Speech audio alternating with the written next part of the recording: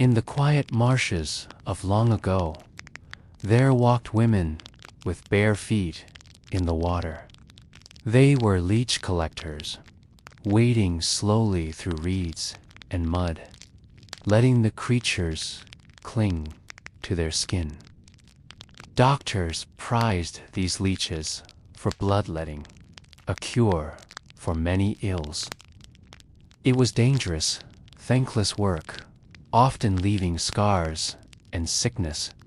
Yet for centuries, the leech collector was part of everyday medicine until their role slowly faded away. Tonight, we will walk gently into their world and listen to the soft story of the leech collector. Imagine the scene. The air is heavy with mist, and the marsh stretches out in quiet stillness. The reeds whisper in the breeze, bending and rising again, as if sighing at the weight of morning dew. The water is shallow, and its surface ripples gently where frogs and insects stir. A pale light spreads slowly across the land, the sun only just lifting itself above the horizon. It is cool here, the kind of damp chill that seeps through fabric and into the bones. Yet the work begins all the same. A woman steps carefully into the water. Her skirts are tucked, her feet bare, her breath soft in the still air. Each step is slow, deliberate. She pauses, waiting, watching as the water shivers around her ankles. And then, as if drawn by unseen threads, small shapes begin to emerge from the mud below. Leeches, dark and glistening, sensing warmth and movement, drift upward toward her skin. They find her legs clinging tightly, their small bodies pulsing with life. She does not flinch, for this is the work she knows. She waits as they attach, feeding quietly, swelling with her blood. And when enough have gathered, she gently peels them away and drops them into a clay pot at her side. This is the life of the leech collector, a profession little spoken of, but once common, especially in the low-lying marshes of Britain, Ireland, and across parts of Europe. Doctors relied on her work, for leeches were among their most valued tools. Bloodletting, the practice of drawing blood to balance the body's humors, was thought to cure fevers, headaches, swellings, and countless ailments. And while many recoiled from the slimy creatures, physicians prized them so highly that an entire trade grew around catching, storing, and selling them. The leech collector's day began early, often before the sun had fully risen. When the marshes were at their stillest and the air was cool, she would walk the same paths, familiar with every bend in the reeds, every shallow pool where leeches thrived. She needed no fine equipment, no elaborate tools, only her own body, her bare skin, and the patience to let the creatures find her. For it was warmth and living flesh that drew them, and so she offered herself as bait. It was not a glamorous trade. There was no pride in being seen with pots of writhing leeches, no admiration for the marks left on her legs. But for poor women in the countryside, it was often one of a few ways to earn a living. A few hours in the marsh, a few jars filled, and then a walk to the apothecary or physician to sell her catch. The payment was meager, but it was something: bread for the table, fuel for the fire, shoes for a child. In this way, the leech collector kept her family afloat, one small creature at a time. The marsh itself became a kind of silent companion.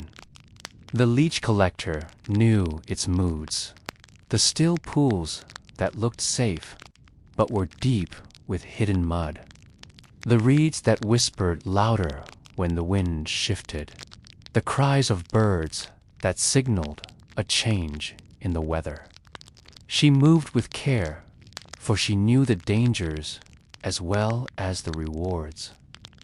Leeches were not the only creatures in the water. There were biting insects, sharp reeds, sometimes snakes, and always there was the cold, the dampness that clung to the skin and left its mark long after she had returned home. Yet the work was steady. Year after year, leeches were needed. Every village doctor wanted them. Every town apothecary kept them in jars. Every household had heard of them as a cure. And so the leech collector walked her marsh, gathering quietly, her presence unnoticed by most of the world. Her name was rarely recorded in history, but her work fed into the great current of medicine, flowing silently beneath the grand stories of kings and scholars.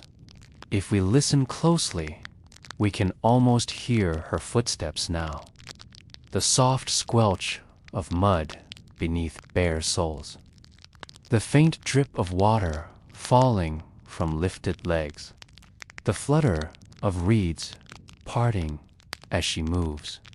Ha!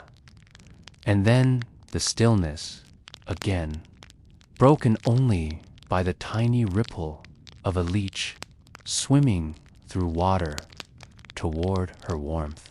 It is a slow, steady rhythm, unhurried, unremarkable, yet deeply woven into the fabric of life in her time.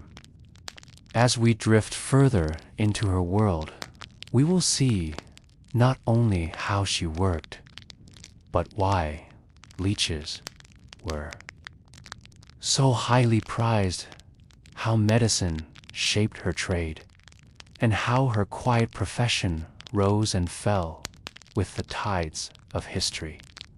For now, let us remain in the marsh, watching her figure move gently through the mist, her clay pot filling one creature at a time. The quiet work of the leech collector belonged not only to the marshes, but also to the broader story of medicine. For centuries, healers believed that sickness came from imbalance within the body. Too much blood, they said, could lead to fevers or swellings. Too much black bile might bring sadness. Too much yellow bile might cause anger. And phlegm in excess could bring sluggishness and cough. This system, known as the four humors, was inherited from ancient Greece and Rome, and it shaped medical thought across Europe for hundreds of years. If one humor was too strong, it needed to be reduced. And the most common way to do this was by letting blood. Sometimes a doctor used a sharp instrument, making a small cut in a vein to draw blood into a bowl. but often the gentler method was preferred, applying leeches. The small creatures would attach to the skin and draw blood in a slow, steady flow. Their bite was not sharp, and once placed, they could be left to work quietly, sometimes for an hour or more. When full, they would fall away, leaving a small wound that continued to bleed. For the patient, it was less alarming than a knife, and for the doctor, it was a symbol of learned practice. Because of this belief, leeches became almost as valuable as herbs, oils, and minerals in the apothecary's cabinet. Doctors kept them in glass jars filled with water, changing it regularly to keep the creatures alive. Recipes were written not only for medicines, but also for how to store leeches, how to revive them if they seemed sluggish, and how best to apply them to different parts of the body. And behind this system, unseen by most patients, was the steady work of the leech collector. She was the one who supplied the apothecary. She walked where others would not, letting the marsh give up its hidden creatures. Without her, there would have been no ready supply for the doctor's jar. It is easy to imagine her walking back to her cottage, a bundle of pots clinking gently at her side, one alive with the wriggling movements of her catch. To many, it might have seemed unpleasant, but to her, it was a small measure of survival. The life of the leech collector was not without its risks. The creatures themselves carried dangers.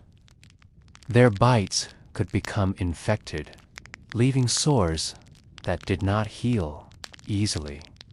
Collectors often bore scars on their legs, reminders of long days in the marsh. Some even developed fevers from repeated blood loss or from exposure to the damp, unhealthy air of the wetlands. Yet, the work continued, passed down in some families from mother to daughter. It was not a profession chosen out of preference, but out of necessity. For women with little land, few possessions, and no trade, it was one of the few ways to earn coin in the countryside.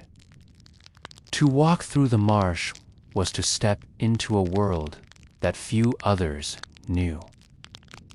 The reeds towered above, swaying like a slow procession. Birds rose and settled again, their wings flashing briefly in the dim light.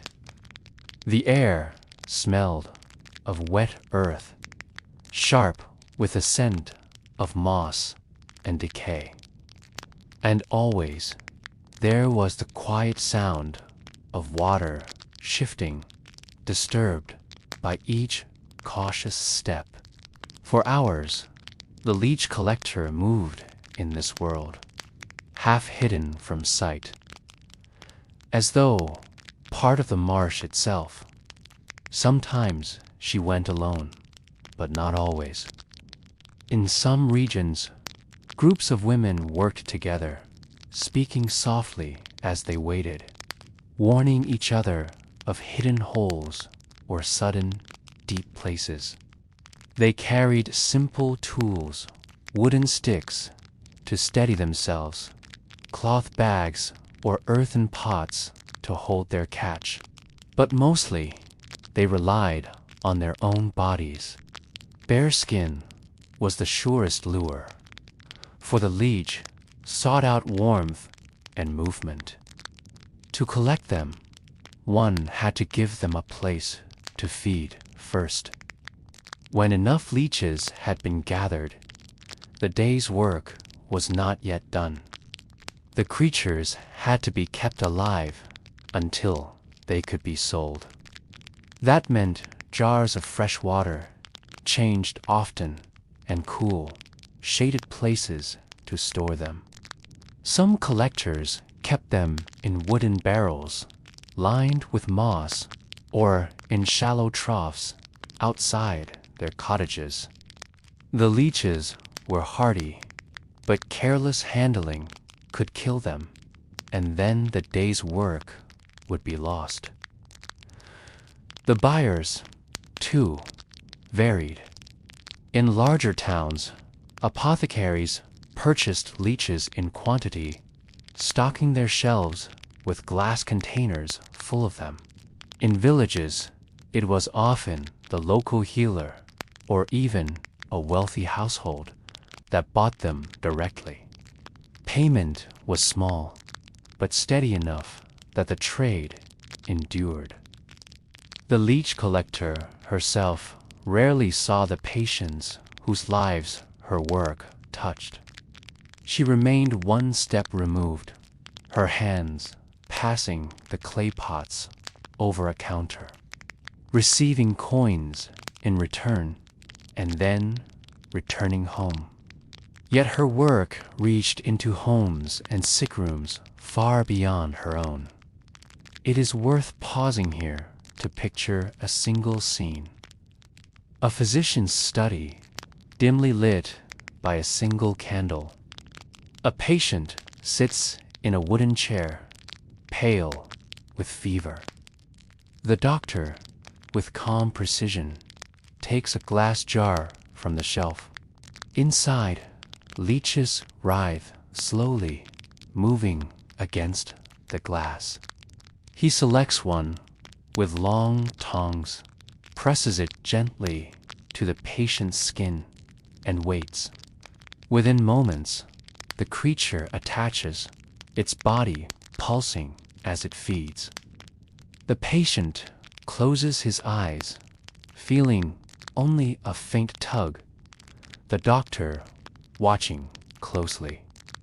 The leech swells slowly, its shape changing until finally it falls away.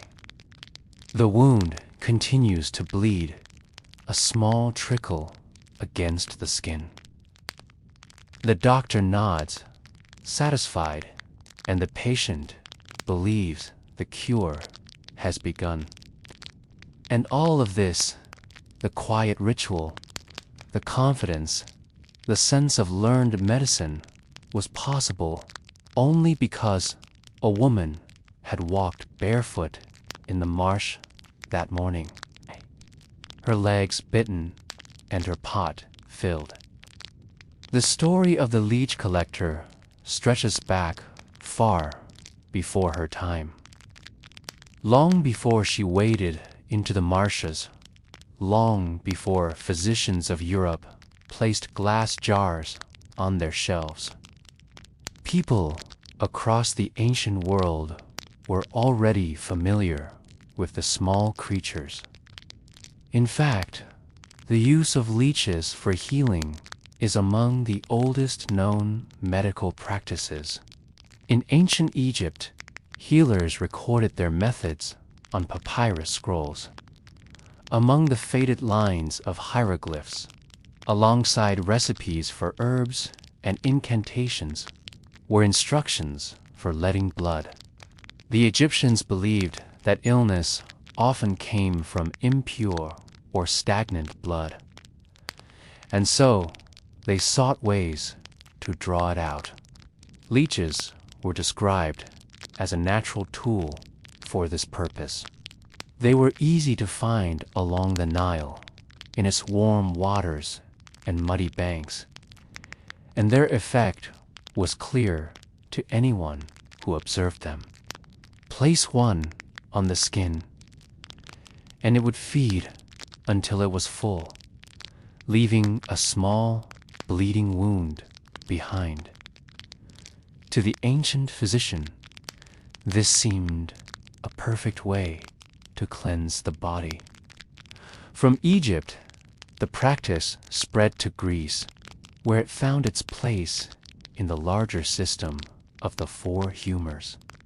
The Greek physician Hippocrates, often called the father of medicine, and later Greek writers described bloodletting as a central tool for restoring harmony within the body. By the time of Galen, a Roman physician whose teachings influenced medicine for more than 1,000 years, bloodletting was firmly established. Galen wrote extensively on when and how to let blood, and while he often recommended incisions with a knife, leeches were also used as a gentler method, particularly for delicate patients or sensitive areas of the body. In India, too, leeches found their place in healing. The ancient Sanskrit texts of Ayurveda, written over 2,000 years ago, describe the use of leeches in a form of therapy known as Jalakovachara. This method was considered especially useful for conditions caused by excess blood or heat in the body. Healers carefully selected the right kind of leech, distinguishing between those thought to be suitable for medicine and those considered dangerous or impure. The application was precise, and the practice became a respected branch of Ayurvedic treatment.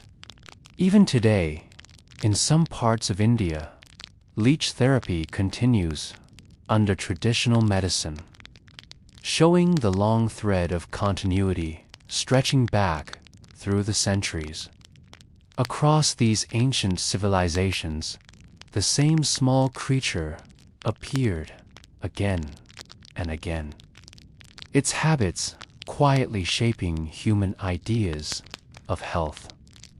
The leech was not seen as repulsive, but as useful, a natural helper in the effort to restore balance and ease suffering.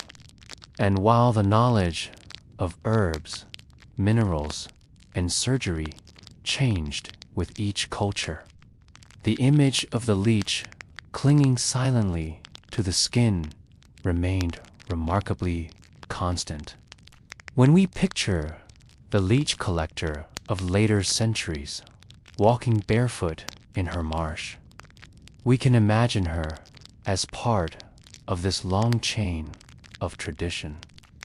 Though she may never have read a medical text, though she may not have known the names of Hippocrates or Galen, her work carried forward a practice that had begun in temples and healing houses thousands of years earlier. The clay pot at her side was filled not only with small, wriggling creatures, but with history itself, creatures that had touched the skin of pharaohs, emperors, and sages. It is soothing to think of how knowledge traveled. Merchants carried it along trade routes, healers shared it with apprentices, physicians copied it into thick manuscripts. A Greek text might be translated into Arabic, studied in Baghdad, carried westward into Spain, and then copied again in Latin. And within those pages, among instructions for mixing herbs or preparing ointments, were reminders of the leech and its healing power. By the Middle Ages, when European doctors spoke of bloodletting, they were drawing on traditions far older than their own. The leech collector of the marsh was not aware of all this, yet she was part of it. Her work was the quiet foundation that allowed the knowledge to live on. Without her, the doctor's jar would be empty, the patient's skin untouched, the tradition broken. She carried the past into the present, step by step, through mud and water.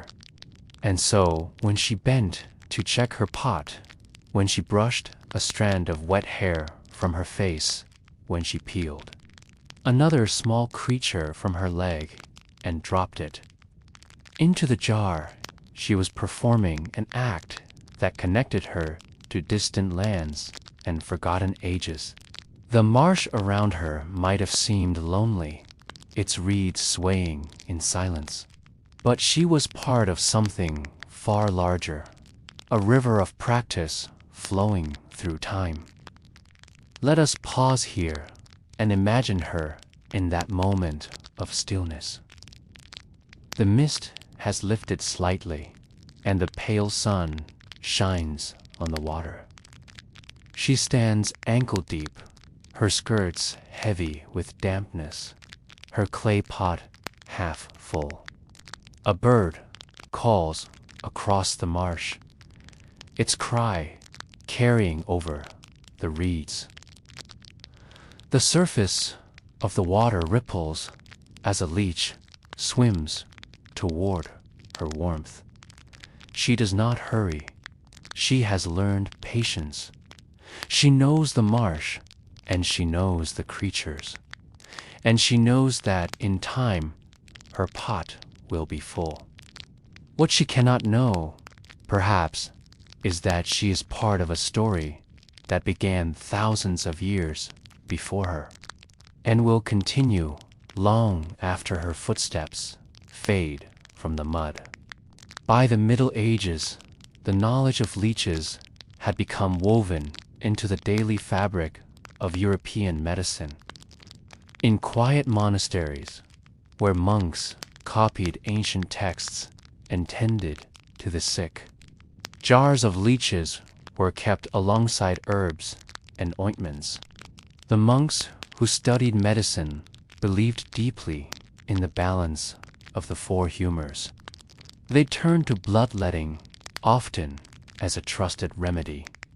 Sometimes they used knives, sometimes cupping, but often it was the leech that proved most useful. In the dim infirmary of a monastery, one could find shelves lined with glass containers, their water dark with small, writhing forms.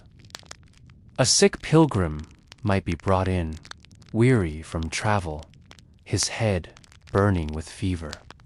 The monk physician, calm and deliberate, would lift a jar and select a leech, placing it upon the patient's skin. As the creature fed, the monk might quietly recite a prayer, blending the spiritual with the physical.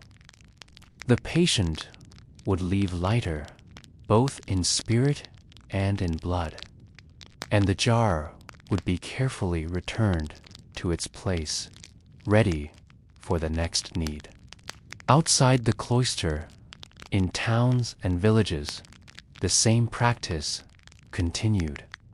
Physicians trained in universities studied Galen and Hippocrates, repeating their instructions on when and how to let blood. For headaches, a leech might be placed near the temples. For sore throats, on the neck. For swelling in the limbs, directly upon the skin of the affected area. The application was guided not only by the ailment, but by the stars, for astrology was often bound up with medicine. A physician might consult his chart before deciding whether the time was right to apply leeches, believing that the position of the heavens influenced the flow of the body's humors. In the marketplace, apothecaries sold leeches alongside dried herbs, spices, and powders. Their jars, kept cool in shaded corners, were replenished by the quiet work of leech collectors. These collectors, mostly poor women from the countryside, would arrive with their pots of wriggling creatures, handing them over for a few coins. No names were written, no records kept, but the trade continued steadily, one pot at a time. The leech collector herself might never see the great halls of learning where physicians lectured, but her work made those manuscripts come alive. Without her, the physician's words would remain only words. With her, they became practice, shaping the daily lives of the sick and the well. During the Renaissance, when Europe saw a flowering of art, science, and curiosity, medicine too was transformed. Anatomy was studied in greater detail, dissections were performed more openly, and scholars began to question old authorities. Yet, even as new discoveries unfolded, the old practice of bloodletting remained central. Doctors continued to use leeches for a wide range of ailments. The leech was seen as both natural and precise, a tool that acted where the knife might be too harsh. In the cities, leeches became part of the household as well.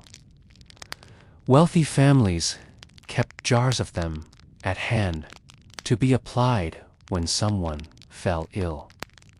Servants might be taught how to place them, and children might watch with curiosity as the creatures fed, their bodies swelling with dark blood.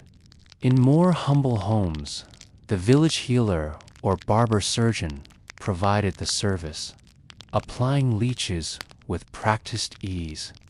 The barber surgeon's shop was a familiar place, marked by its red and white pole.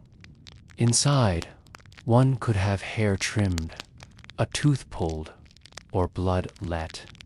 The barber's tools included razors, cups, and, of course, jars of leeches. Patients came to sit in his chair, not only for grooming, but for healing. And while the barber's hands were often stained with soap or hair clippings, they were just as often busy placing a leech upon the arm of a feverish client. In paintings and manuscripts of the period, one can sometimes glimpse these practices. A scholar in his study, a physician in his chamber, a patient reclining as a servant holds a jar. The leech, small and unassuming, rarely takes the center of attention, but it is always present, quietly at work. For the leech collector, these centuries were much the same as before. She still walked the marshes, her feet bare in the cold water. She still bent to fill her pots, careful not to spill, careful not to lose what she had gathered. She still returned to the village with her catch, offering them to the apothecary or barber for a few coins. The world around her might have been changing, filled with new art, new ideas, and new inventions. But her work remained rooted in the ancient rhythm of marsh and water. At times, the demand even grew. Wars brought injuries, and soldiers returning from battle often sought bloodletting as a cure for fevers or infections. Towns that swelled with new populations, more apothecaries, and more jars of leeches. The leech collector's work became part of this larger web of need.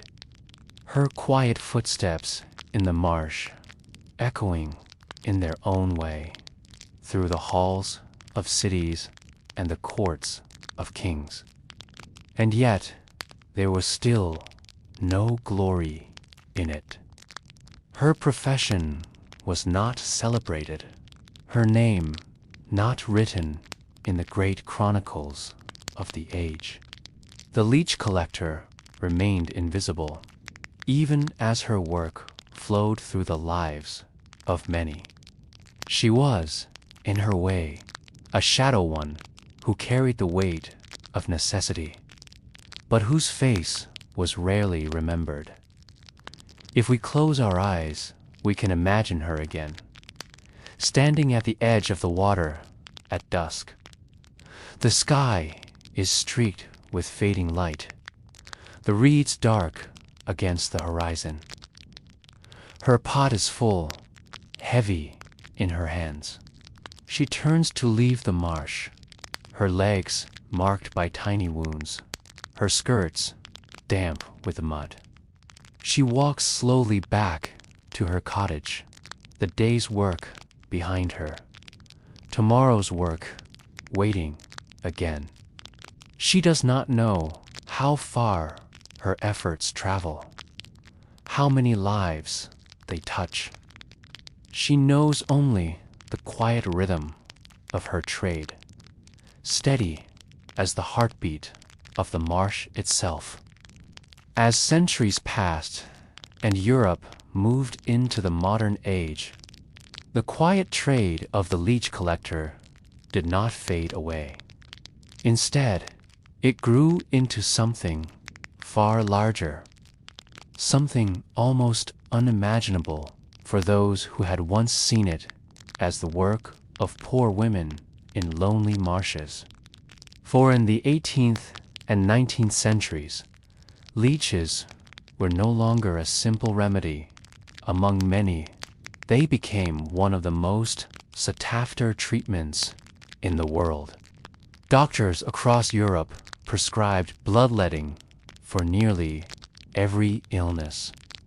Fevers, headaches, gout, indigestion, even melancholy, all were thought to be helped by removing blood.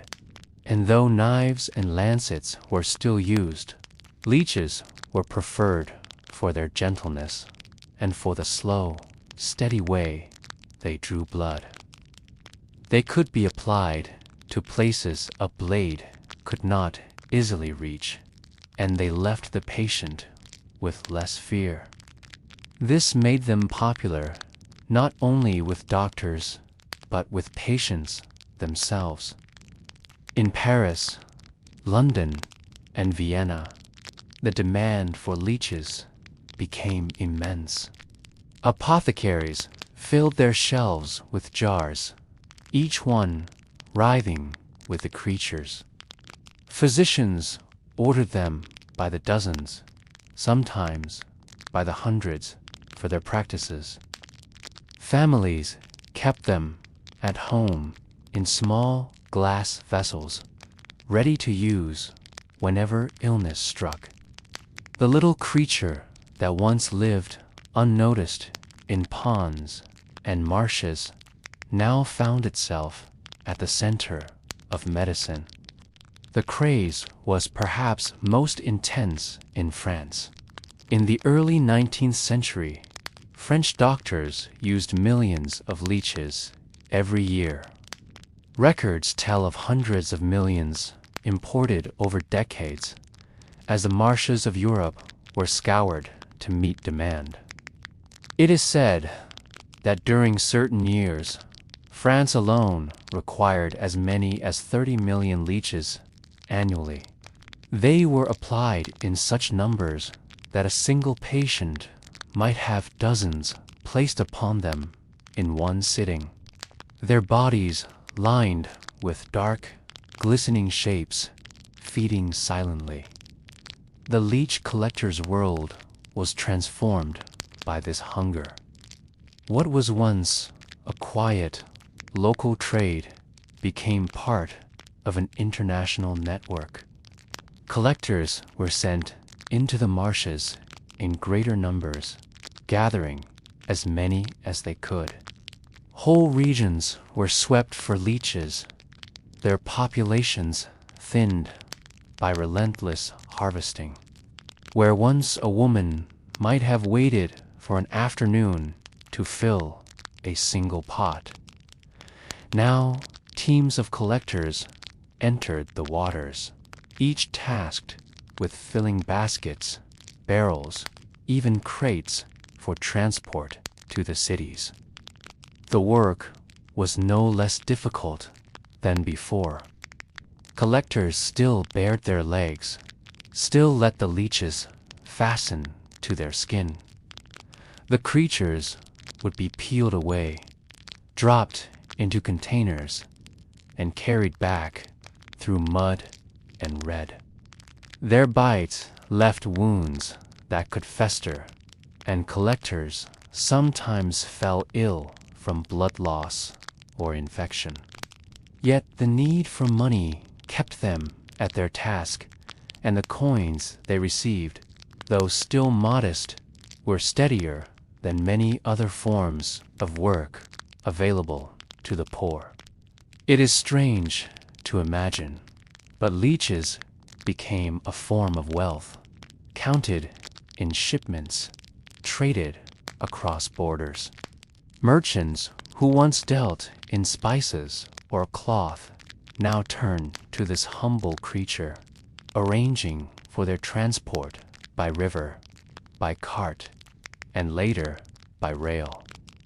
Apothecaries advertised their supplies, physicians wrote of their techniques, and patients requested them with faith. The small, soft-bodied animal that wriggled unnoticed in muddy pools was now a treasure of medicine, valued as much as any rare herb or mineral. At the same time, the practice grew controversial.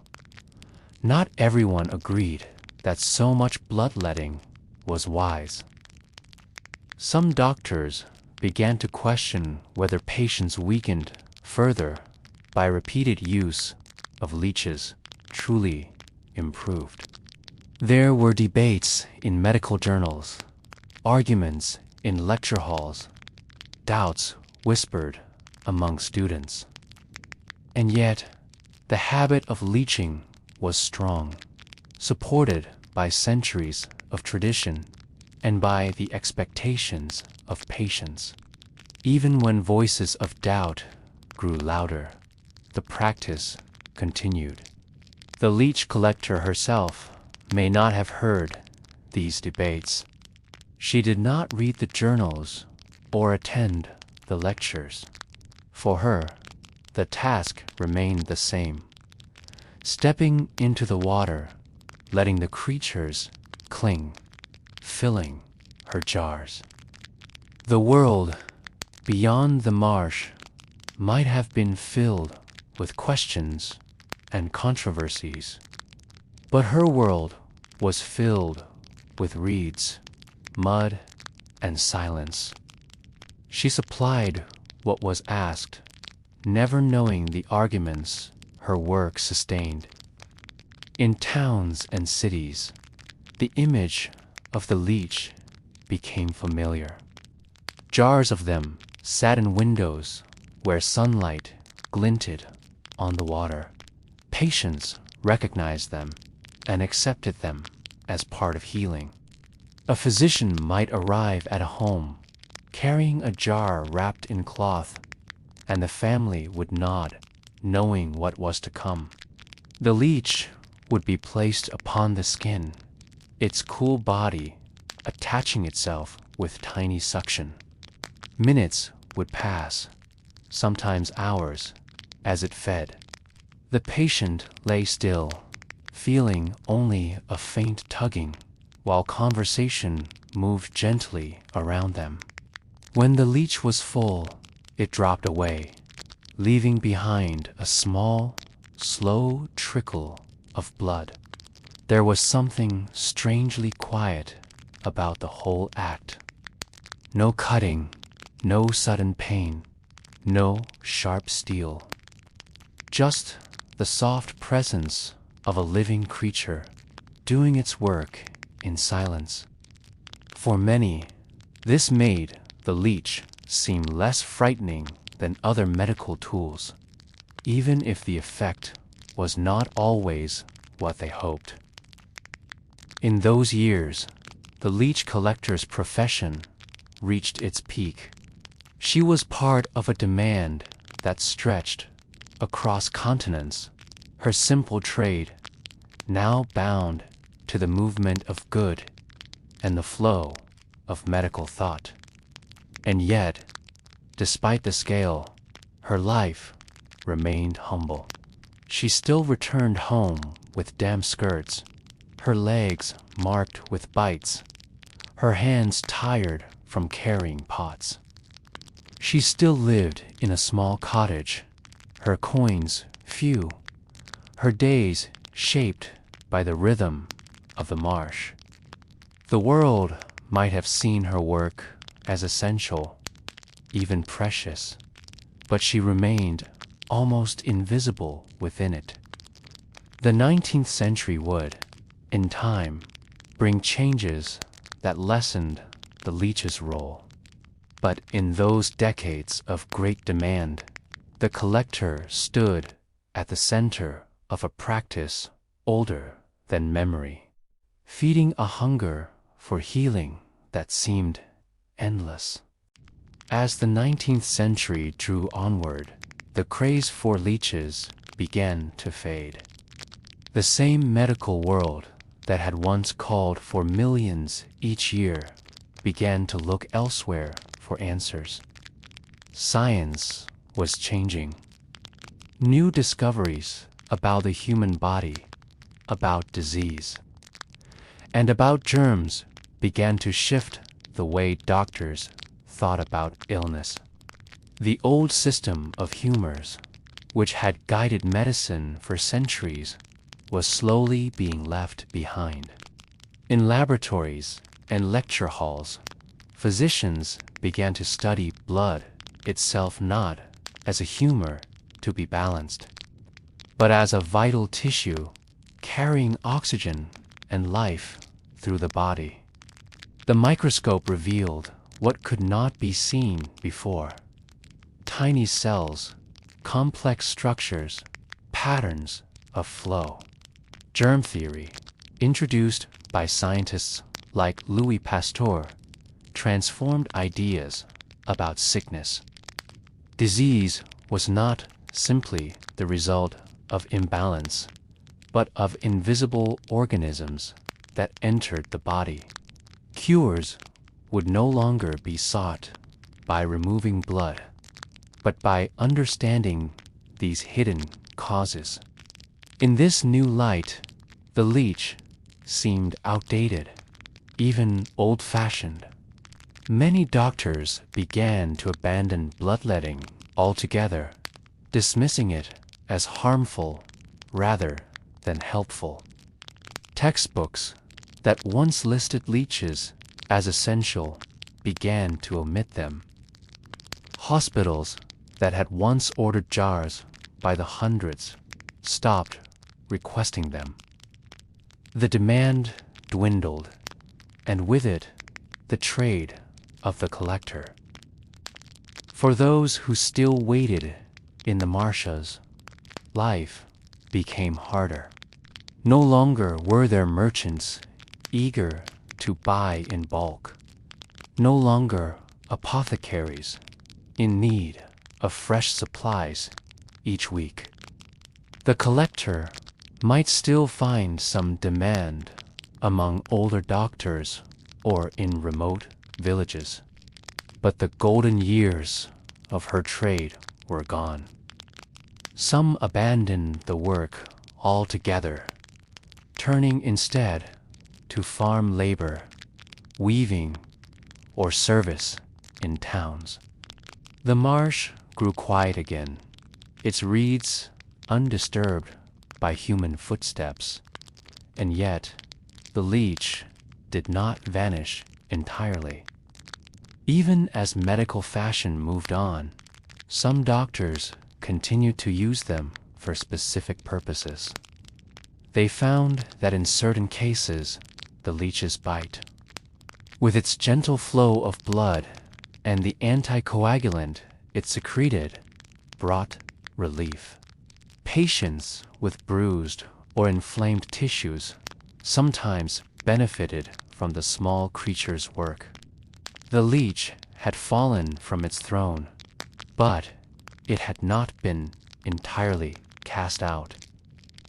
By the 20th century, when medicine was guided by laboratories, surgery, and new drugs, the leech seemed almost a relic of the past. Stories of its former popularity were told with a kind of disbelief, as though the entire 19th century had been under a strange spell. Students read about it in history books. The leech collector, once so vital, seemed like a forgotten figure, her profession remembered only in passing. And then, in a curious turn, the leech found its way back. Modern surgeons discovered that in delicate operations, particularly in reconstructive surgery, the leech could do what no machine or instrument could. When a surgeon reattached a severed finger or repaired damaged tissue, the greatest challenge was often not the surgery itself, but the circulation that followed. Arteries carrying blood into the tissue could be repaired with stitches, but veins, far smaller and more fragile, were often too damaged to restore. Blood would flow in, but not out, leaving the tissue at risk of swelling and dying. Here, the leech returned. Its gentle bite and slow feeding drew blood away, easing pressure and allowing new vessels time to grow. The anticoagulant in its saliva, known as hirudin, kept the blood flowing freely, preventing dangerous clots. A single leech attached to the site of surgery could make the difference between failure and healing. Hospitals that once dismissed the creature now ordered them again, though in far smaller numbers than before. Specialized farms began to breed leeches under careful conditions, supplying them to surgeons across the world. The jars reappeared in hospitals, no longer in every ward, but in the hands of specialists. The leech, once the symbol of outdated practice, had become a precise, modern tool. It is gentle to imagine this return. A surgeon trained in the most advanced techniques pauses in the bright light of an operating room. On a tray, beside the gleaming instruments, sits a small glass container inside of which moves a quiet, wriggling form. The surgeon lifts it carefully, places it upon the patient's skin, and waits as it begins its work. A creature from the marshes, whose ancestors once clung to the legs of collectors centuries ago, now serves in the highest halls of medicine. For the leech collector of the past, this future could not be imagined. She could not know that the small creatures in her pot would one day be bred in sterile laboratories, shipped in boxes with labels and placed upon surgical wounds by gloved hands. She could not know that her humble, uncelebrated trade would echo into an age of microscopes and machines. But in some quiet way, her work prepared the path. Without her, the tradition might have vanished completely. With her, it lived on long enough to be rediscovered. The marsh, too, has its memory. If we walk there now, we may find it little changed. The reeds still sway, the water still ripples, the leeches still swim unseen.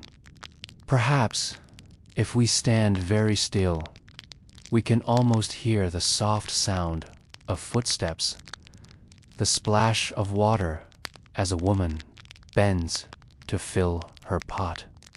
She is long gone, her cottage forgotten, her name never written. But the rhythm of her work lingers, faint as the ripple of wind across the water. The leech collector's profession is forgotten, but not entirely lost. Her shadow lives on in the hands of modern surgeons, in the jars that still hold a few wriggling creatures, in the strange continuity of a practice that has endured for thousands of years. From pharaohs to physicians, from monasteries to hospitals, from marsh to laboratory, the journey of the leech is also her story. Quiet, unseen, and essential. The story of the leech collector is, in the end, not only about medicine, nor even about the curious path of a small creature through human history. It is about the quiet work that sustains great systems, the forgotten hands that carry burdens no one else notices. For every physician who wrote a treatise, there was someone who gathered the tools. For every patient who sighed in relief, there was someone who endured the marsh, the mud, and the bite of the leech. We rarely know her name. Her life was not recorded in journals or inscribed in marble. Yet her presence was everywhere, hidden in the background. The doctor in the city could only practice because she filled her pot. The patient could only find treatment because she walked the wetlands. Without her, the shelves of apothecaries would have been empty, the barber surgeon's jars bare, the physician's practice incomplete. She is the invisible thread that runs through centuries of medicine. It is soothing to imagine her as dusk settles on the marsh. The day's work is done. Her clay pot, heavy with its living contents, rests against her hip. Her legs are streaked with mud, marked by tiny wounds where leeches have fed. She walks slowly, tired but steady, across the uneven ground. The sky is painted with soft colors, lavender, pale gold, the deepening blue of evening. A bird dips across the horizon, and the reeds rustle gently in the breeze.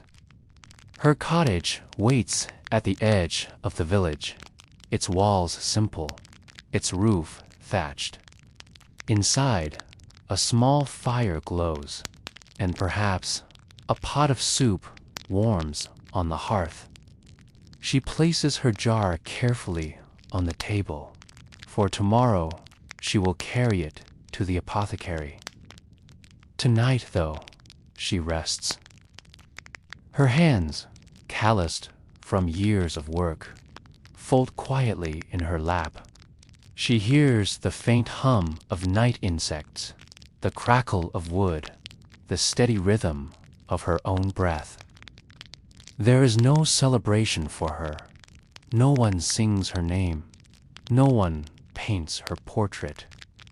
Her life is marked by repetition, by the steady cycle of need and supply. And yet, there is something profound in her work. She provides not glory, but continuity. She sustains a practice that stretches back thousands of years, reaching forward into centuries she will never see. In her quiet way, she belongs to a lineage as old as medicine itself.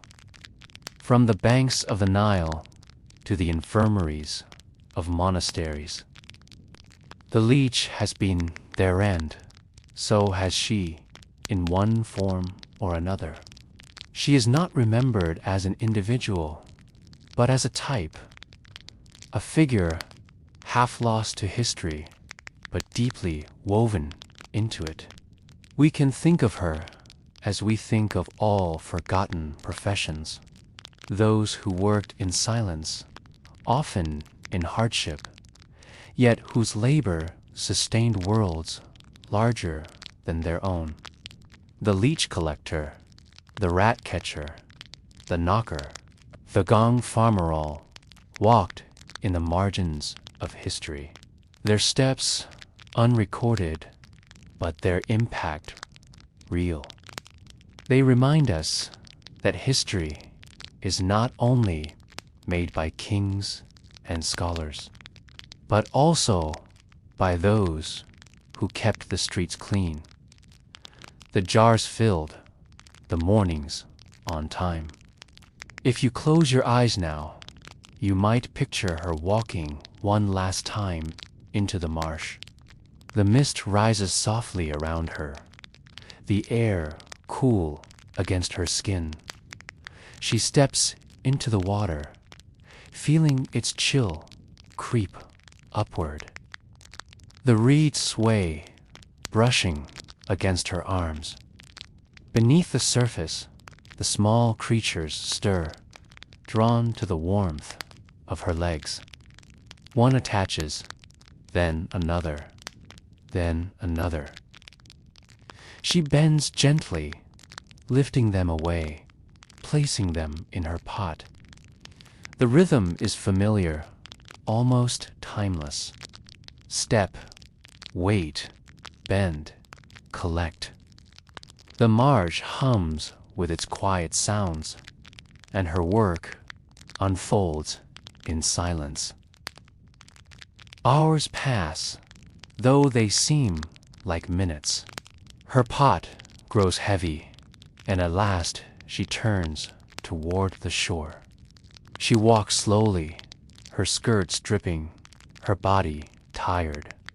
Behind her, the marsh settles into stillness, as though it had never been disturbed. Before her, the village lights begin to flicker in the gathering dusk. She disappears into the distance, her figure small against the wide horizon. And so her story fades as softly as it began. She will rise tomorrow and do the same again, and the day after, until the years carry her away. Others will take her place. Other footsteps will mark the mud. Other pots will be filled. The marsh will go on. The leeches will go on. And history will carry her name away on the wind. Yet, tonight, in remembering her, we bring her back for a moment. We walk beside her in the quiet marsh. We feel the cool water against our skin. We hear the rustle of reeds. We see the patience in her work, the endurance in her steps, the dignity in her silence. She is no longer invisible. She is here with us, as real as the mist and the water. And when we drift into sleep, perhaps we will carry her with Usa figure, moving gently through the reeds, a pot in her hands, her steps steady in the mud. The Leech Collector, forgotten by history, but remembered in dream, walking forever in the calm and endless marsh. The marsh is quiet now. The reeds stand tall, their tips moving gently in the breeze, and the water lies still, holding the reflection of the evening sky. The Leech Collector has gone home, her day's work behind her, her small fire glowing faintly against the coming dark. Yet, in our thoughts, she remains, moving softly among the shallows, her hands steady, her steps calm. Stories like hers do not often appear in history books. They are rarely spoken in classrooms or written on monuments. And yet, it is these stories that give history its depth, its humanness, its sense of continuity. For great events and grand figures cannot exist without the quiet labor that surrounds them. Every city is held together not only by kings and councils, but by sweepers, by weavers, by collectors, by keepers. The Leech Collector's world was small, perhaps only the marsh, the village, the apothecary's shop. Yet her work touched lives far beyond her own. The patient in a crowded city relieved of pain. The soldier returning from war treated for fever.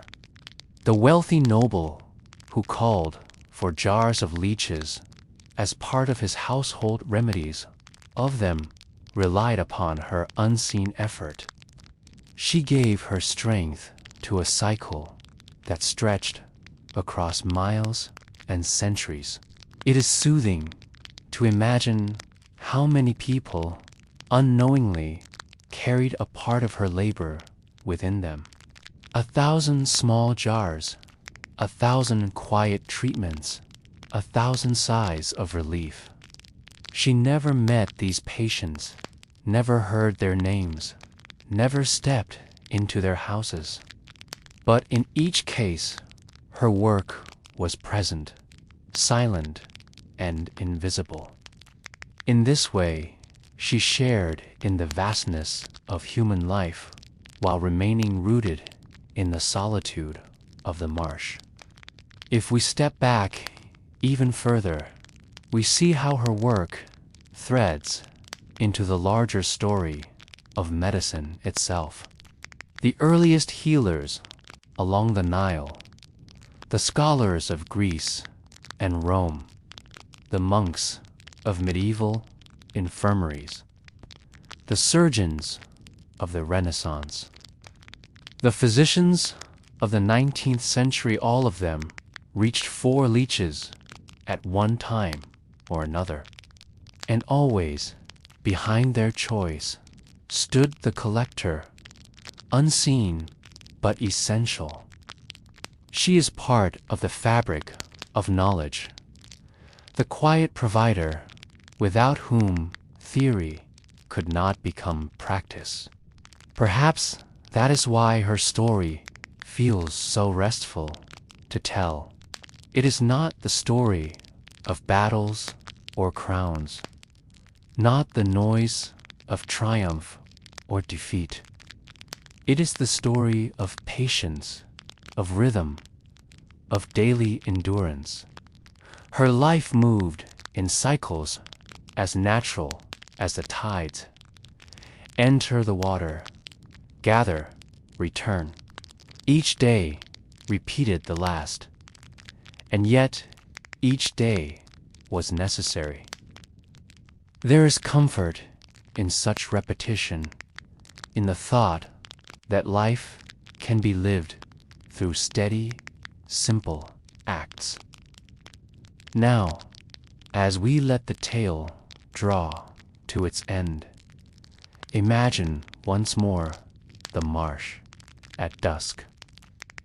The air is cool, carrying the faint scent of water and red. The sky is painted in long strokes of color, fading from gold to indigo. The collector's footsteps have vanished into silence, and the water ripples only with the gentle movement of unseen creatures below. The world is still. You may picture yourself standing there at the edge of the water. The ground is soft beneath your feet. The reeds brush lightly at your side. A bird glides overhead, its wings outstretched in the dimming light. The air is quiet enough that you can hear your own breath, slow and steady. The marsh holds you in its calmness, as though time itself has slowed. In this stillness, the leech collector becomes more than a single person. She is a reminder of all who have worked unseen, who have kept the rhythm of life moving forward without recognition. She is every forgotten figure whose footsteps once touched the earth, whose hands once held tools, whose labor quietly shaped the world. Remembering her is remembering them all. And so, her story closes not with an ending, but with a gentle continuation. The marsh remains, the reeds sway, the water reflects the evening sky. The leeches move slowly beneath the surface, as they always have. Life goes on, as it always does, in quiet cycles. Let us leave her there, in peace, her jar full, her day's work done. Let us carry her story softly with us, not as a tale of hardship, but as a lullaby of patience, endurance, and unseen importance. She fades into the mist now, her figure dissolving into the calm of the marsh, and we too may drift away from the weight of the day, away from the noise of the world, into the same quiet rhythm that carried her through her life. Sleep comes like the evening, slow and gentle, and in its stillness, perhaps you will walk again in the marsh, beside the leech collector, hearing only the rustle of reeds and the soft ripple of water, until even those sounds fall into silence